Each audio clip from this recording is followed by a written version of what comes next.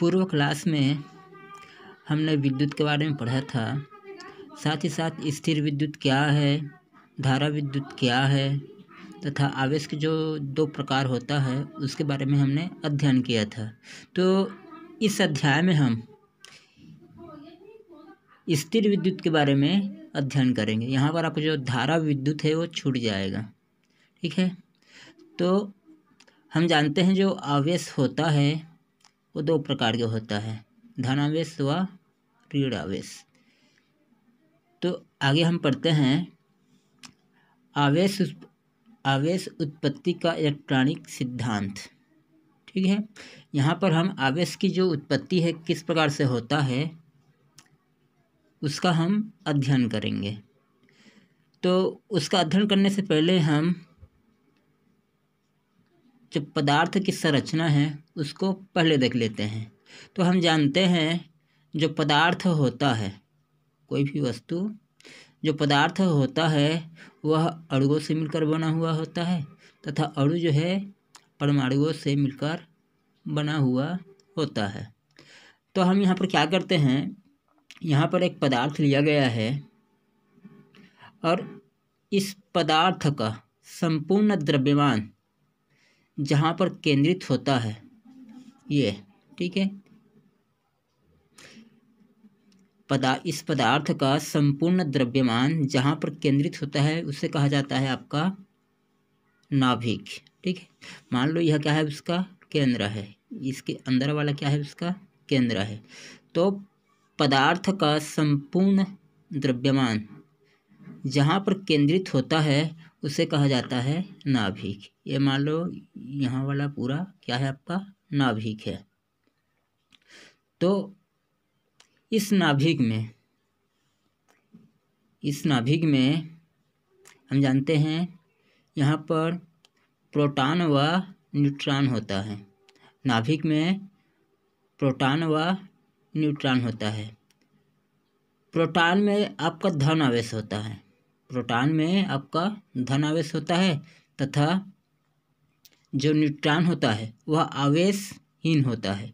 इसमें जो न्यूट्रॉन होता है इसमें किसी प्रकार का आवेश नहीं रहता तथा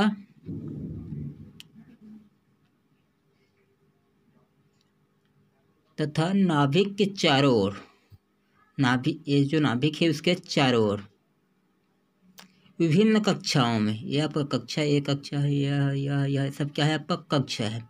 इस नाभिक के चारों ओर विभिन्न कक्षाओं में जो इलेक्ट्रॉन होता है वह वृत्ताकार चक्कर लगाता है। नाभिक के चारों ओर जो इलेक्ट्रॉन होता है विभिन्न कक्षाओं में, यह आपका कक्षा है, वृत्ताकार चक्कर लगाता है। जो इलेक्ट्रॉन होता है उसमें आपका ऋण आवेश होता है।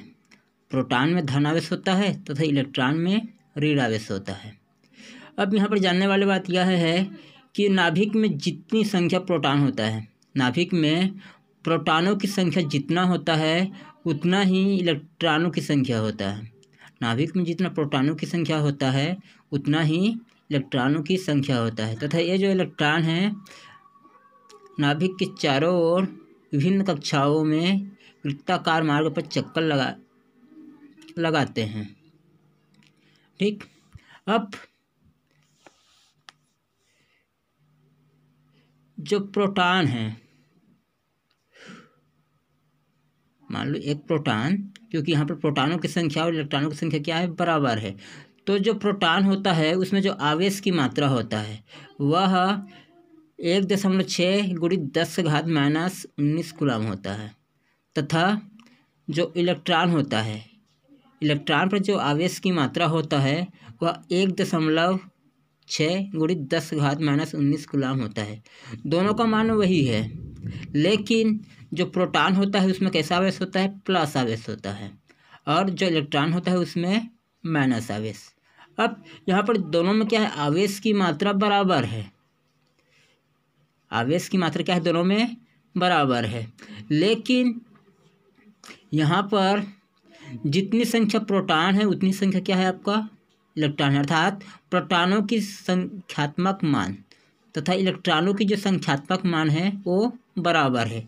तो दोनों की संख्या क्या है, बराबर है, तो यहाँ पर उतना ही आवेश होगा प्लस में और उतना ही आवेश होगा आपका माइनस में, जिसके कारण क्या होता है, ये अपने अपने प्रभाव को नष्ट कर देता है और ये जो पदार्थ होता है आवेशहीन रहता है। इस पर किसी भी प्रकार का आवेश नहीं होता। अब यहाँ पर क्या है, किसी भी प्रकार का आवेश नहीं है, इस पदार्थ में किसी भी प्रकार का आवेश नहीं है। तो यहाँ पर ये हो गया आपका पदार्थ की संरचना। शुरुआत में जो पदार्थ होता है वह आवेशहीन होता है। अब देखते हैं आवेश की उत्पत्ति। आवेश की उत्पत्ति तो यहाँ पर क्या है, जो इलेक्ट्रॉन है इस नाभिक के चारों ओर विभिन्न कक्षाओं में क्या होता है, चक्कर लगाता है। तो जो इलेक्ट्रॉन नाभिक के पास स्थित है वह अधिक नाभिकीय बल से क्या होगा, बंधा हुआ होगा, तथा जो इलेक्ट्रॉन नाभिक से दूर कक्षाओं में क्या करता है, चक्कर लगाता है, वह उतना ही क्या होगा, कम नाभिकीय बल से बंधा हुआ होगा। तो जो इलेक्ट्रॉन अधिक नाभिकीय बल से बंधा हुआ होता है, अर्थात जो सबसे पास स्थित है, उस इलेक्ट्रॉन को कहा जाता है आपका बद्ध इलेक्ट्रॉन। ये जो इलेक्ट्रॉन है उसको कहा जाएगा आपका बद्ध इलेक्ट्रॉन। तथा जो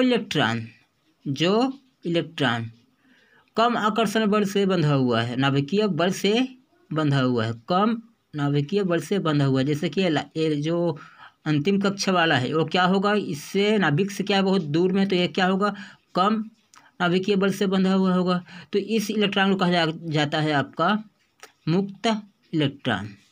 अर्थात ये जो कक्षा वाले में, ये जो कक्षा है उसमें जो इलेक्ट्रॉन होगा वो उसे बद्ध इलेक्ट्रॉन, तथा ये जो लास्ट वाला कक्षा है उसमें जो इलेक्ट्रॉन होगा उसको कहा जाएगा आपका मुक्त इलेक्ट्रॉन। यही जो मुक्त इलेक्ट्रॉन है आवेश उत्पत्ति का कारण है। अर्थात मुक्त इलेक्ट्रॉन के कारण ही क्या होता है, आवेश का प्रवाह होता है। और किस प्रकार से होता है इसको अब हम देखते हैं।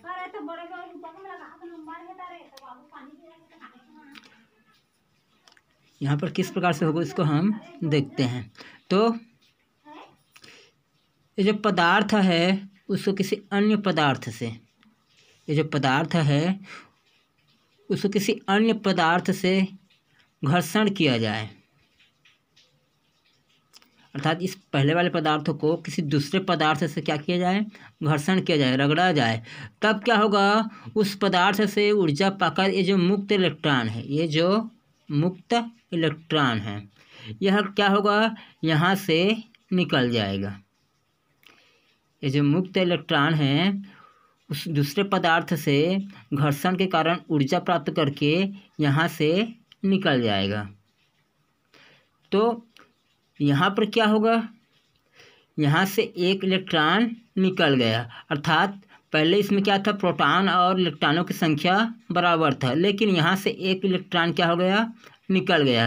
तो इसमें किसकी संख्या अधिक हो गया, प्रोटॉनों की संख्या अधिक हो गया, प्लस आवेश की संख्या क्या हो गया, अधिक हो गया, अर्थात इसमें प्लस आवेश आ गया, क्योंकि जितना इलेक्ट्रॉन होगा उतना प्रोटॉन से क्या कर लेगा, ये अपने प्रभाव को नष्ट कर देगा, लेकिन इसमें प्रोटॉनों की संख्या अधिक है तो इसमें प्रोटॉन क्या हो जाएगा, प्लस आवेश क्या हो जाएगा, बच जाएगा। तो इसमें क्या हो गया, प्लस आवेश आ गया।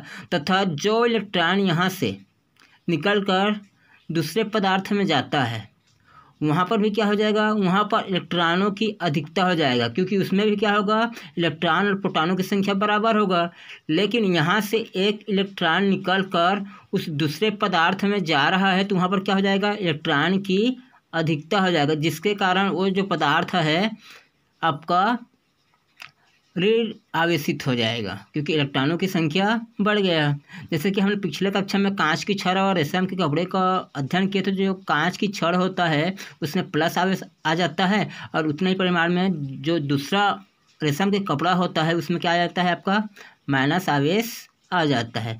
ठीक इसी प्रकार ये जो पदार्थ है धन आवेशित हो जाता है और जो दूसरा पदार्थ है आपका ऋण आवेशित हो जाता है, अर्थात इस पदार्थ में आपका आवेश आ गया है। यही क्या है आपका आवेश की उत्पत्ति का सिद्धांत। ये वाले पदार्थ में आपको प्लस आवेश आ गया क्योंकि इसमें अधिकता है।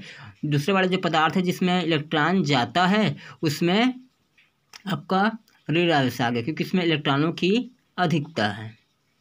इस प्रकार से ये जो पदार्थ है आपका धन आवेशित हो गया, जो दूसरा पदार्थ है आपका ऋण आवेशित हो गया। इस प्रकार ये जो पदार्थ है आपका आवेशित हो गया, अर्थात यहाँ पर आवेश का उत्पत्ति हो गया।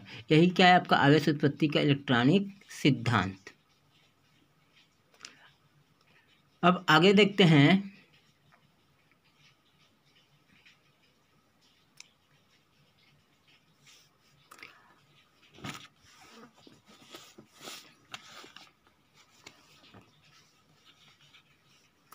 आवेश संरक्षण का सिद्धांत। अब हम जानते हैं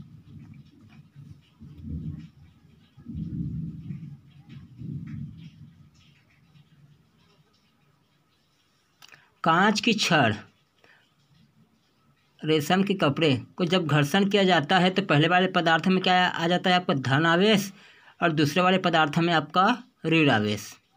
तो यहाँ से जो इलेक्ट्रॉन निकल कर इसमें गया है तो यहाँ पर धन की आवेश की जो मात्रा है वो बढ़ गया है और यहाँ पर इलेक्ट्रॉन गया है, अर्थात यहाँ पर इलेक्ट्रॉनों की जो ऋण आवेश है उसकी मात्रा बढ़ गया है।